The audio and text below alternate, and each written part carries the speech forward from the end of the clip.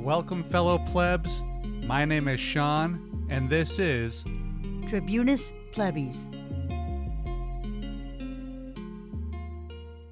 All right, hello, everybody. Thank you for joining me again.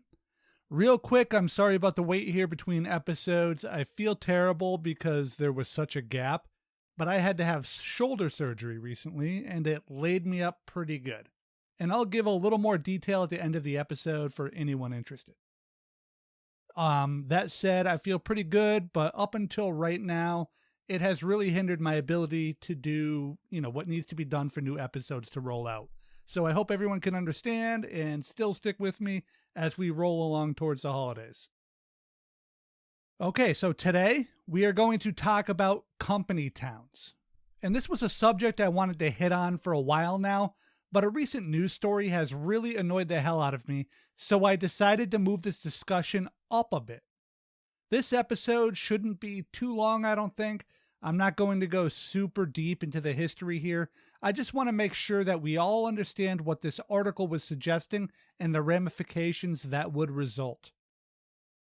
The article itself was published through Bloomberg as an opinion piece, and to tell you the truth here, it was probably the single dumbest article or opinion that I have read this year outside of, some of the various COVID-related articles.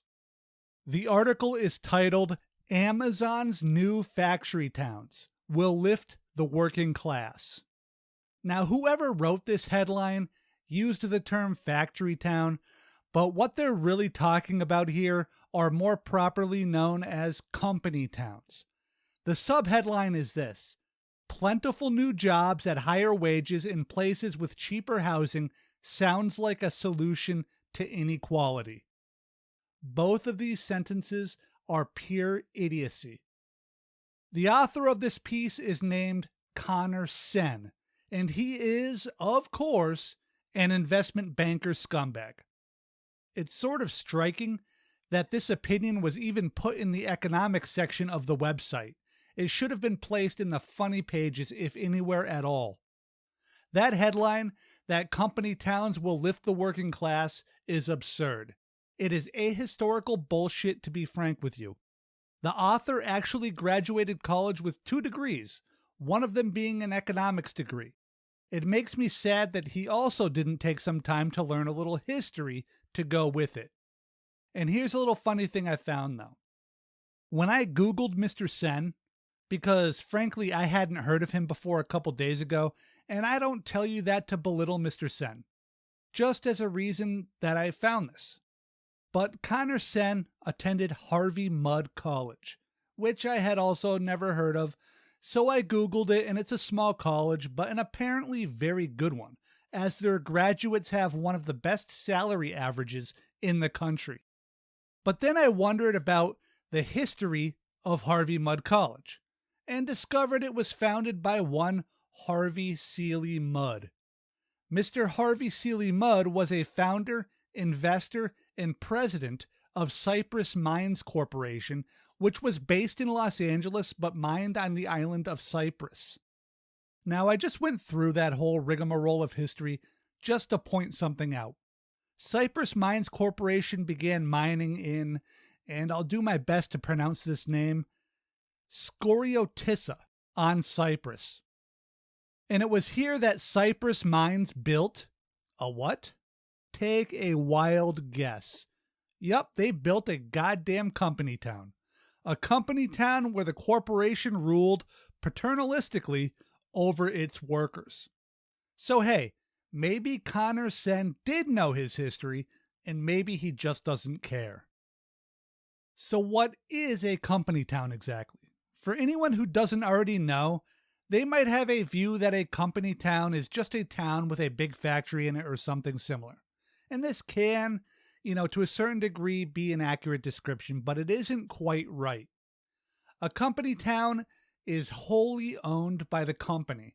The real estate, the homes, the stores, everything, even the utilities in many cases. Now, you could also say it could be a town which relies on a single company basically for its entire existence. Now, Sen wasn't exactly calling for precisely this. But we need to be careful here. As he states in the very beginning of this article, he is looking to privatize what is currently communal or social, and this privatization is the end goal here, whether it is stated plainly or not. Quote, "The campaign against economic inequality has put a bullseye on cities. Local governments are encouraged to raise the minimum wage, change their zoning laws, and build more housing, particularly in affluent communities that are squeezing out the lower class. But what if you shifted that focus to a different kind of community? Consider these burgeoning new places strung along the interstate and other highways leading away from the urban cores, populated by warehouses and fulfillment centers that are being built to serve the needs of e-commerce customers. Let's call them factory towns." End quote. He says local governments are being encouraged to raise minimum wages, change zoning laws, and build more housing, and are squeezing out the lower class. And his solution is twofold. First, to push for privatization. That's what he meant when he wrote about shifting the focus to a different kind of community, to be built around mega warehouses away from town. The second move is to take the so-called lower class, which he is pretending to advocate for, and further ghettoize them away from the affluent city centers and traditional suburbs. And this is what company towns do and always have done. They ghettoize workers and further indebt them and enslave them to their employers. There is already a crisis of employer power in this country as it currently stands. What sort of power do you think workers will have when their employers are the landlord of their home or their apartments? What power does any worker have if their boss can evict them if they complain about wages or working conditions? They have none.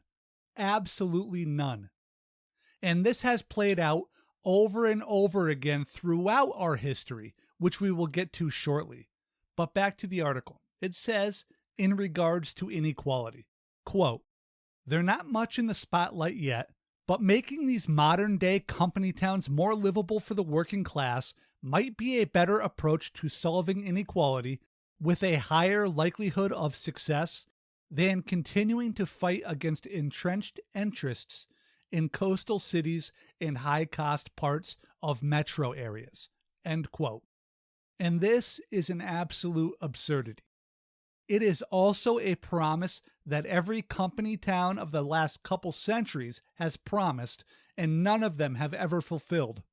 In fact, they have always gone in the other direction, the complete opposite direction. They have to. It's the nature of this beast. Now, the next part I'm not going to read in full, but he basically says that modern warehousing facilities are being built outside of city centers, and in fact, they are being built on the outskirts of even the suburbs. They kind of sort of need to be built there to meet demand. Plus, the real estate is relatively cheap and plentiful for these massive buildings and parking lots. He also says that these places have jobs in them, which, it seems pretty obvious on its face. But we need to sit back and really think about whether we want these jobs to exist or not. Would we rather have 1,000 jobs working at Amazon with all of the money they generate immediately flowing into Amazon's coffers and out of the local area? Or do we want these jobs at the local mom and pop shops that these behemoths are destroying? Not the point of the story, not directly at least, but worth thinking about. Quote, "It starts with making the jobs as high-paying and safe as possible, whether that can be done by running labor markets hot or perhaps with unionization or the threat of it." End quote. Bullshit. Amazon has been battling unions for years. They work to keep their pay extremely low and put nearly zero effort into making it safe at all, let alone as safe as possible. I actually saw a worker pass out once in an Amazon warehouse, and they simply put orange cones around the prone body and everybody kept working. So, yeah, this is nonsense. Putting Amazon workers in these neo-company towns would only improve Amazon's ability to defeat unions in the future, and Sen knows this. Just 2 more article quotes here to go. First, quote, "People can live close to work with shorter commutes, plus the possibility of employer-provided shuttle buses when their jobs are in a cheaper, less crowded part of a metro area." End quote. Okay, first off, just run away whenever Amazon or any other company is trying to make you more dependent on them with things like worker-provided busing. They're just trying to infantilize you and paternalize their relationship with you and the working class. Do not let them do this. This is something that will come up in the second half of this podcast a lot, so keep it in mind. Oh, and I almost forgot. What happens when Amazon or Walmart decides that the free buses that they lured you in with are suddenly too expensive to run and they start charging these workers for rides? Then what? Maybe they start taking a couple of quarters off of your hourly wages and giving you bus tokens that are only good on Walmart buses. Now you're getting paid with scrip. Okay, last one, and this is a big one, not in the word count, but really in what it contains. Quote, "If there's a push to increase density by building affordable apartments or townhomes for workers, there's less likely to be a wealthy homeowners mobilizing to stop it, since those sorts of homeowners probably will live closer to the city core. As wages rise and more jobs are created at warehouses and distribution hubs, you'll get a secondary increase in economic activity as amenities like retail and dining are built close by to appeal to the workforce." End quote. First off, don't just give up this fight to the NIMBY class of wealthy landowners. Screw those people. I don't give a damn what they want. Build affordable homes and apartments there, where the good schools are. But even more importantly is this. These people are, again, trying to ghettoize an entire class of working poor people under corporate rule. This land, these buildings, and the infrastructure will be owned by big business, or a group of businesses. Even if this isn't like an unincorporated company town at the turn of the century where the company literally owned everything, the corporation in this new concept would own enough. Even if there was some sort of elected government, a mayor and city council perhaps, Amazon would own it, even if indirectly. Amazon and Walmart would employ the vast majority of the people in this locale, and they'd own the Amazon Cafe and the Walmart Diner, and they'd pay benefits and company gift cards, redeemable only at their own company, which is basically scrip, which we will talk about soon. They already do this, actually. My company does this with our safety benefits, in fact. And if a company or a couple of companies are the entire economic lifeblood of a town, then what say do you think a worker might have if he were to lodge a complaint? Who would the police listen to when something happened? How could Amazon leverage an employee when Amazon is their landlord? This entire idea is as stupid as it is cruel, and Connor Sen is just a disreputable asshole for even suggesting it. Now I just want to take a few minutes to tell you about historical company towns, what they were, why they were, how they operated, and what lessons we can take from them. And I want to do this so that you understand a little bit more about why this concept is so very, very bad. There will be some history here, but I'm not going to go too deep on that. I just want everyone to really key in on the reality of life in a town under company rule. So again, what is a company town? There are the two main definitions. One is when a town is literally owned by a company. They own the land, the housing, the stores, the churches, and so on, even the utilities. Another definition we can use is a town that is wholly reliant on a single company or perhaps even a couple of companies for its very existence. So the company may not literally own everything in town, but if the company ever left, the economy would collapse, which allows these companies to effectively exert monopsony and monopoly power and hold entire towns hostage.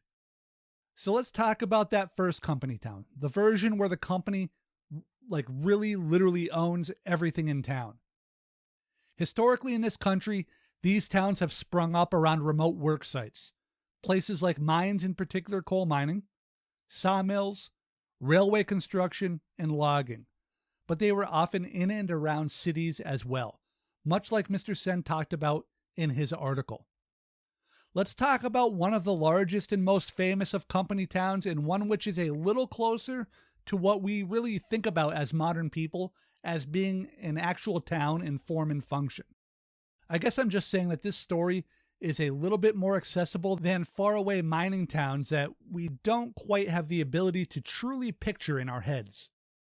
This model company town was run by George Pullman and his Pullman Palace Car Company, which was a manufacturer of train cars. The town was, unsurprisingly, named Pullman. So welcome to Pullman, Illinois, which was located on the south end of Chicago and actually remains as a, a recognized locality in that city to this very day. So George Pullman bought a bunch of land, something like 6 square miles of it, and built a town there. It was entirely privately funded and entirely owned by Pullman. George Pullman would have told you that his reasons for creating the town was to create a sort of workers' utopia. He wanted to provide a safe place which was nearby to the workplace and provide a safe and comfortable and affordable living situation for his workers. This, of course, would have been set against a vision of the workers as slovenly, poorly housed, lazy, just financially poor and suffering. But Pullman didn't actually care about the financial or social or physical health of his workers. He just wanted control. And control is really the biggest single point that we will be talking about from here on out. Now, company towns would roll out true statements or statements which were close to true. They'd point out that houses and apartments in their towns were sometimes larger than that family could afford outside of it. And they might point out electricity in the homes, which they otherwise may not have had access to, and, maybe some few extra creature comforts. And to be fair, this could sometimes be true, though it isn't very common. Most of these families lived in the same quiet desperation they lived in outside of the work town, only now they had less freedom. George Pullman was extremely paternalistic in how he ran his town. He and he alone decided what employees needed, both to sustain them and to shape the very culture of the town, right down to the hiring of the church pastors. He decided that there would be no alcohol in his town, except in the one hotel which he owned and controlled, and which the workers couldn't afford to drink in anyways, and which Pullman staffed with informants so he could spy on his workers. George Pullman decided that there would be a curfew. George Pullman hired the spies to let him know if anyone smuggled in some gin, or if someone was out past curfew, or even which families were not attending church often enough. George Pullman was the man who hired the Baldwin Felts Detective Agency, which was really just a service to provide armed thugs to the rich, to enforce the curfew and the prohibition of alcohol in his town. And these so-called detectives earned their reputation as ultra-violent thugs by beating anyone who broke a rule or even looked at them wrong. And yes, there were deaths as well. All of this, the rules, the strict moral codes, the violent quote-unquote law, which was administered Judge Dredd style by Baldwin Felts agents, it was done with a purpose: control. And when you then add in that workers literally couldn't own a house in Pullman, they had to rent them, and they were forced to shop at Pullman-owned stores, which were stocked by Pullman, and which had extremely high prices, and they were forced to listen to Pullman-owned preachers in Pullman-owned churches. Oh, and when Pullman hired men to work, a preference was given to those who lived in Pullman, which forced desperate workers to make the move to Pullman town to get the Pullman job, which put them under Pullman's sway. And when we add in that being fired by the Pullman company meant being immediately kicked out of your Pullman house in Pullman town, I think we can start to see the theme emerging here. George Pullman's goal was, yes, control, but it went even further than that. He was trying to create, almost literally, feudal bonds to his workers in his company and, by proxy, himself. This is what a Pullman worker had to say about being a Pullman man. Quote, "We are born in a Pullman house, fed from a Pullman shop, taught in the Pullman schools, and when we die, we shall go to the Pullman hell." End quote. George Pullman fed the world a line of bullshit about how he was saving his employees from themselves. And we see the paternalism here again as well, right? But like I said, that was bullshit. What he was trying to do, and successfully did while the town lasted, was to prevent his workers from being free to make any decision at all, or from relying on anyone else for anything, including food, material, and spiritual needs. He was recreating a serfdom. Pullman, the town, from its founding as a land purchase and right up until the Great Pullman Strike that eventually forced George Pullman to sell the town, it was designed for and acted as a model for complete control and complete exploitation. So now, let's move to mining towns, an industry which was notorious for company towns in the late 1800s and early to mid 1900s, with their heyday really probably around, the 19-teens and 20s. They were created for the same purpose as Pullman and every other company town: control and to feudalize workers. But there are a few ways that the coal towns were different, or even took what happened in Pullman and made it even more extreme. And in at least a couple of cases, they managed to, bring it to a deeply sick and deeply criminal and deeply brutal level of degradation, and even systematized sexual exploitation and rape. And fair warning, I'm going to talk about this aspect, but even though I don't generally like content warnings, to be honest with you, I'm going to leave one. And when I do, I will let you know how far I had to skip if you don't want to hear about that part of the story. So these towns were basically set up more or less like Pullman. The company owned everything from the land to the homes to the stores and everything else. So as an employee and as a citizen, in quotes at least, you worked in the mine, an extremely dangerous job, and the mine paid you. And this obviously goes for the men, right? Because the men and the children were the only people who actually worked in the mines. Then you bought all of your groceries from your employer, and you paid your rent to your employer. And both of these costs were far more costly than anywhere else in the state that wasn't a company town. But it was even somehow worse than all of that, because not only did you have to pay those costs to your employer, but you also had to buy your tools and coveralls from the employer. To do your job, you had to front the money. Hell, miners even had to buy the explosive they used in the mines. So, you know how you go to work and use a computer or a saw or a wheelbarrow or even just the pens and pencils? Yeah, it's like if you had to purchase those things yourself, except at a 30% markup from the company that you're working for. I guess teachers probably feel that a little bit. And if we can add even more to this terrible system, when you got paid, the payroll goon would go through their checklist. Like, it was a literal checklist. I think they called it a check card. And they'd say, okay, that's $5 for rent or something. Remember, this was a long time ago. I don't know what the actual cost would have been. They'd say you spent $3 on food, $2 on a new shovel handle, and 30 cents on fuel for your headlamp. And they'd take that money right out of your envelope. And then whatever was left in your envelope, you just end up paying back to the company in some way or another just to live. Because there was literally nowhere else to spend your money. Whatever you could buy was from the company. So they'd pay you, and then you would pay them at like a 20% markup for everything. So just take a moment to really grok onto this, and I won't even sensationalize this with language here.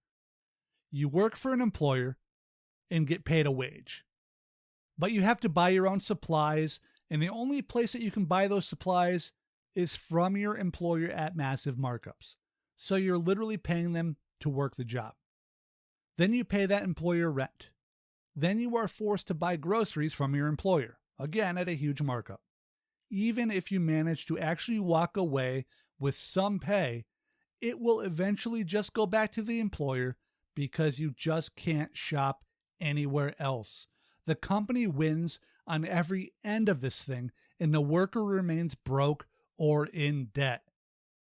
This connection between the workers in the company towns and the pay system, regardless of whether they used a check card or if they paid in, a more traditional sense at the time of sale and so on, it was even deeper than that. Because whenever these mines would give the workers a raise, and these raises were rare enough, trust me on that, they were also accompanied in lockstep with something else. The prices at the stores would go up and rent would go up. Raises were almost always immediately and without hesitation simply sucked back up by the company, leaving the workers no better off. Complete and total control and exploitation came with company towns as sure as taxes and death. There's even a fairly famous song about this situation of work, company towns, and debt. It's called 16 Tons. And I can't play it for you because of copyrights and stuff with YouTube, but these are the most famous lyrics that repeat a few times throughout. I guess it's probably the chorus, if I'm not being stupid, but yeah, this is a chorus. The 16 tons is in reference to loading coal in a coal mine, by the way. So the song goes, you load 16 tons, what do you get? Another day older and deeper in debt. St. Peter, don't you call me, 'cause I can't go. I owe my soul to the company store. The control went even further in the coal towns with the Baldwin Felts Agency thugs and Pinkerton thugs. Again, there were no town officials. It was just the violent agents of these two agencies who maintained order through beatings and with shootings. During the Ludlow Massacre in the company town of Ludlow in Colorado, Baldwin Felts agents built a heavily armored car that they dubbed the Death Special. Yeah, the Death Special, on which they mounted a machine gun, and they patrolled the outskirts of the camp to keep miners in and to keep any undesirables, in the company's view anyway, out. These same agents would eventually just open fire on a camp of Ludlow strikers with their machine guns and kill several people. In West Virginia, during the Paint and Cabin Creek strike, the Baldwin Felts agents actually utilized an armored train, which they named the Bull Moose Special, and they loaded that with a machine gun and rifles to attack a mining camp. This is the level of violence and control that we are talking about here. Another way that companies controlled their workers in these towns was via scrip, which I've mentioned a few times, and it's spelled S-C-R-I-P, scrip. And scrip was a sort of money which the company printed, and it was only good to use as money within the company town. So in a modern sense, we might think about this as gift cards. Like if you worked at Amazon and they paid you with Amazon gift cards. It's kind of sort of money, but there's only one place you can spend it. Except in this case, this scrip was being used to pay extremely depressed wages to workers who were forced to spend that scrip in company stores with artificially inflated prices. This isn't a win-win for the company. It's a complete and total flawless victory for the company, and a complete degradation of the worker. Now, you could theoretically exchange the scrip for regular dollars, but it was usually 60 to 70 cents to the dollar on the exchange rate, which was just a further loss for the workers. Scrip also caused debt, but it was a specific debt, a debt to the company itself, further control for the company. And when you're being paid such low wages in scrip in a company town, there was virtually no way to work yourself out of that debt. And to be honest with you, why would the company even allow you to work your way out of it? They have their check card when they pay you. They know how much money you need to dig out of that debt. They know the hours, the pay rate for various jobs. Why wouldn't they manipulate that to keep you indebted? And by the way, I want to add something here. Scrip was not universal. Most places paid in actual dollars. And people might be thinking, like, why didn't they just go to the incorporated town and buy stuff there? And the answer is because unlike a place like Pullman, where Chicago and maybe other towns are relatively nearby, there usually were not any towns, like literally at all, within walking distance of these mining towns. They were extremely isolated and had very strict curfews, which were enforced at gunpoint. And if you ever crossed the company, if you ever talked about unions, if you got upset at the work conditions, bye. You and your family have 15 minutes to pack your shit and get out of the company town. Oh, and there's a bunch of agents in an armored car with a machine gun on it sitting outside waiting to escort you. And so before we go to, looking at a little bit more modern concepts of company towns, I want to hit on that very awful thing I mentioned before, the systematized rape in some of these company towns. So if you'd rather not hear about it, just skip ahead, and there will be a short lead-in up to it. So don't feel pressured to, immediately tear out your earbuds. Skip to 36 minutes and 5 seconds. Okay, so if you're still here, much of what we are going to be talking about here is cataloged in the book Truth Be Told, Perspectives on the Great West Virginia Mine War, 1890 to Present, which was edited by Wes Harris, and also from the work of Michael Klein. It revolves around a special form of script which was referred to as Esau script. The term Esau has something to do with the Bible, when a dude named Esau was starving and he begged his brother Jacob for food, and Jacob forced Esau to sign away his birthright for food. Now, I can't tell you who called this Esau script, whether it was, called that by the company or the workers and wives, but it seems like it was most likely the workers and their wives. After all, once you accepted the script as a woman, you were effectively signing away your bodily sovereignty, much like the biblical Esau signed away his birthright. How Esau's script worked was this. If a miner was injured or got sick and couldn't work, the company would issue Esau's script to the wife or daughter of the miner, which was redeemable at company stores. Now, if the miner got back to work before 30 days, then all was forgiven. They kind of treated it as, family medical leave, I guess we do now. All of that debt was forgiven. But if the miner wasn't able to get back to work before 30 days, then all of that Esau script became a loan that had to be paid off, a prospect that would be near impossible to do for any miner. But even worse than that, just being in debt, with Esau's script, the women themselves actually became the collateral. Their bodies were how they had to pay off these loans, whether it was the wife or even a daughter. And they did.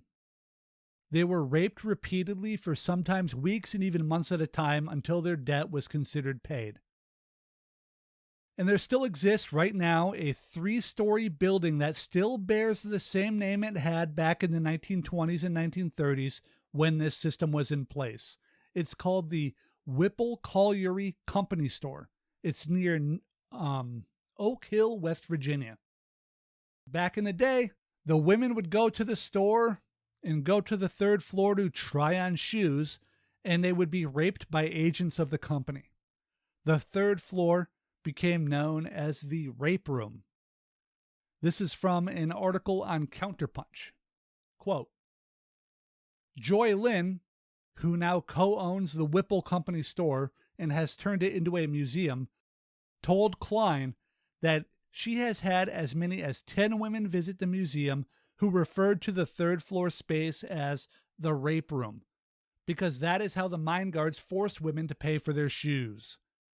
They would have to keep their mouths shut tight about what had happened to them upstairs, Lynn said, because the mining companies would threaten to kick them out of their company-owned houses.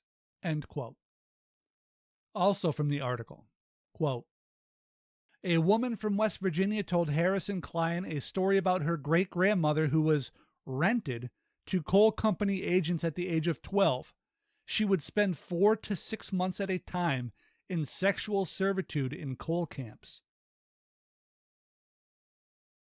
And if the girls had babies, the babies would be taken and sold, the woman said. End quote. Jesus Christ.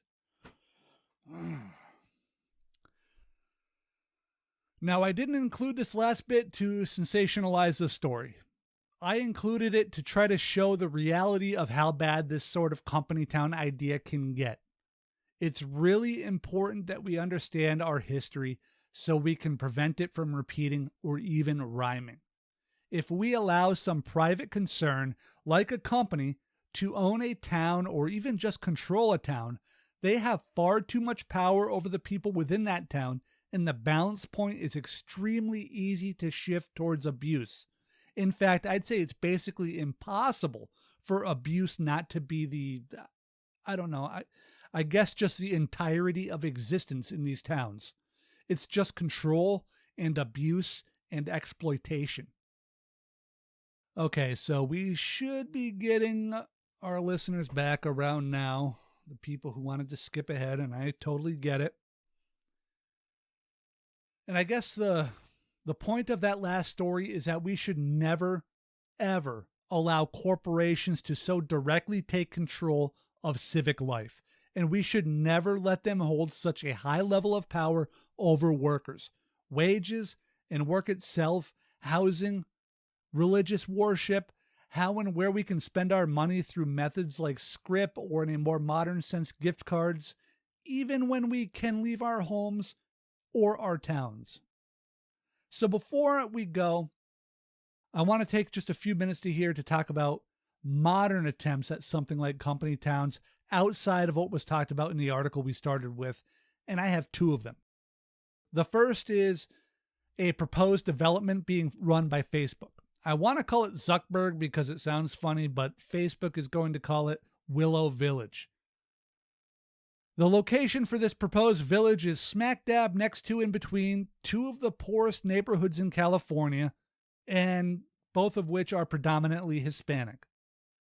Facebook says that this will, quote unquote, revitalize the area, which means it will displace all of those poor and Hispanic people. In other words, it will gentrify the area, which is not good news. They will build almost 2,000 apartments, and a couple hundred will even be offered at below market rate. Not cheap, not affordable, but below market rate. Which begs the question on what the supposed market rate will be for brand new Facebook branded apartments being rented to engineers and executives making well into the six figures. Well, it's going to be pretty damn high. And below that market value will still be too expensive. And this market value will bleed across the surrounding streets as well, and even more low-income families and small businesses will be destroyed as this wealth blight spreads. However, in a really great concession to locals, Facebook has even agreed to move the proposed grocery store closer to the road for supposedly easier access to their poor neighbors, along with all of the other high-end retailers and cafes which will inhabit Willow Village. So yay, the very poor neighborhood has access. And anytime we hear access used as a good, we should be very, very cynical. But they'd have access to likely a very expensive Whole Foods or some variation of that. Because you know it won't be an Aldi's, right? It won't be a discount grocer in that village. And who's going to complain when some family is trying to barbecue and have fun at the proposed park, but they're speaking Spanish and playing Spanish music? It won't be the locals, will it? It will be the six-figure dork on their electric monowheel with their double half-calf frap. But even beyond the gentrification nightmare and expensive shops, why would Facebook do this? It's control. They even offer employees a $10,000 bonus if they live within a certain distance of work. Remember how Pullman gave preference to those who lived in his town? It's the same thing. There's a town across the state from me called Lowell, Massachusetts. It was founded as a company town as well, and it was constantly torn apart by strikes and strike breakers made of private police, and the workers lived in relative misery as the companies resisted attempt after attempt to unionize, to make a safer workplace, or to raise wages. Lowell, in their search for control, they even went so far as to manipulate the clock in the town clock tower to make workdays longer. We should be aware that Facebook and other Silicon Valley tech companies have remained steadfastly anti-union and would absolutely resort to anti-organizing practices like the company towns of old.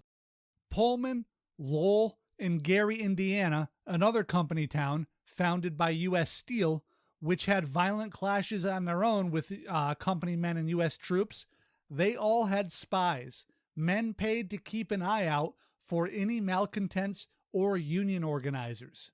If these companies were able to control entire towns, cities even, through the use of spies and threats of job loss and blackballing, what do we think Facebook and Google and Amazon can do?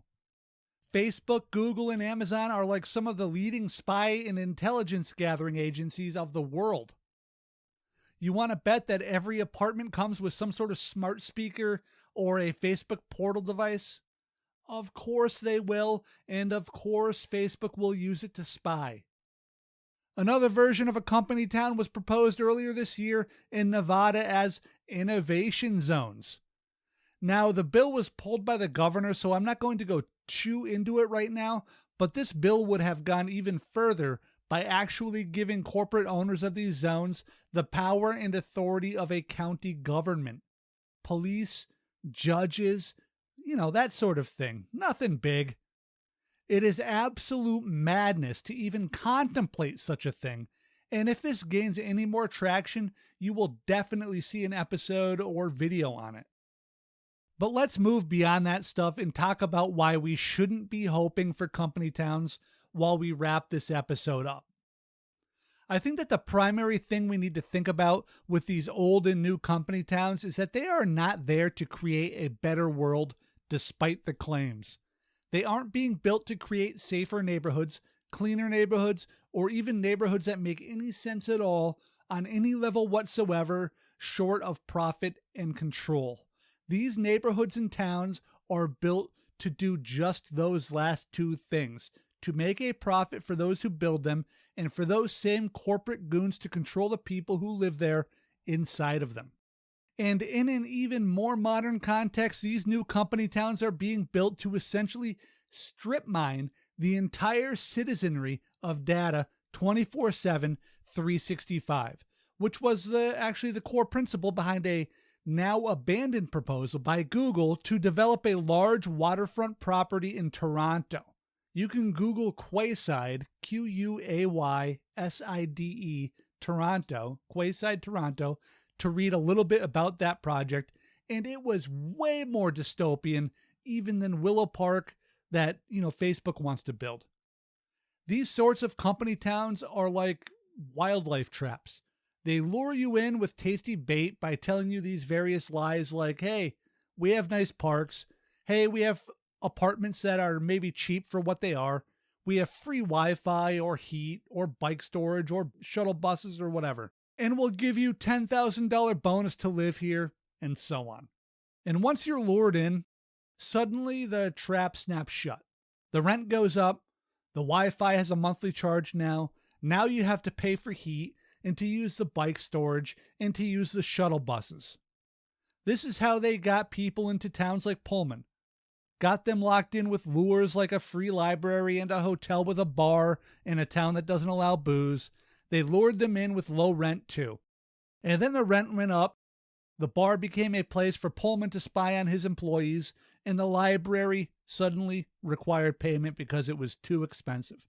And now these employees were stuck. It's a classic bait and switch. So Willow Park has free Wi-Fi, but now they see you Googling the local tech workers union. and now you're in someone's office being talked to or fired, or your Facebook portal is passively listening, and now you're evicted. And the city or state proper won't be helping you because the city and state are getting massive kickbacks and grift, and the company will have absolute control over their own town. The state will be subsumed by the company, and they absolutely will protect the property class over the workers, even high-paid tech workers. So none of this is new. None of this is shocking or surprising. We have a long history and legacy that company towns of the past have left behind. It is a history and legacy of corporations using their financial might and artificial control of their employees to debase democratic institutions and replace it with their own, quasi-governmental authority, and even through private policing agencies. Sadly, a lot of Americans, and especially the libertarian dorks out there, really consider this to be a viable means to a utopia. Silicon Valley and the broader tech universe seems to believe that they can, in essence, be better feudal lords than what we had in the past through data mining and private oversight. We need to decide whether we want to enter into a new age of tech company feudalism and the destruction of any concept or hope of democratic accountability, or if we want the opposite of that. And the corporations in all of these instances, they will protect profit margins over your health, your safety, and your happiness. Every single time. Company towns harm workers. They do nothing to combat inequality. In fact, they only exacerbate inequality. And they definitely do not promote anything we can even remotely call freedom. Company towns are nothing less than base feudalism. They always have been, they are right now, and they always will be. And that, my friends, is the end of the episode. And I thank you for sticking around, and I apologize once again for the gap in new episodes. I told you I'd tell you a little bit about what happened, and basically I had a shoulder surgery, and I drastically and foolishly underestimated exactly how bad this would be. I really thought that after 3 or 4 days, I'd be able to do what I'm doing right now. And it wasn't even close to that. It took me a good 2 weeks to even be able to think straight from the drugs and the pain, being unable to move. It took like 10 days just to get my voice all the way back. So, I was a fool, basically, and I didn't come up with a plan to, release anything in the meantime. I really thought 3, 4, 5 days I'd be, in pain. I wouldn't be able to use my arm, but I thought I'd definitely be able to, do research and type notes and sit here and record, but I just could not. And I was a moron, basically. And, I apologize for that. But if you're still here, I appreciate you. If you like what you hear, please, rate, review, Apple. There's a link in the description. Go to the YouTube. We have a YouTube channel. Subscribe. That would be awesome. Everything's going up as a video as well, and I plan to hopefully do some streaming where you'll see my pretty face. I have everything I need here now that I kind of slowly put together, but hopefully that will happen soon. And, I guess that's it for now. I love you all. Thank you.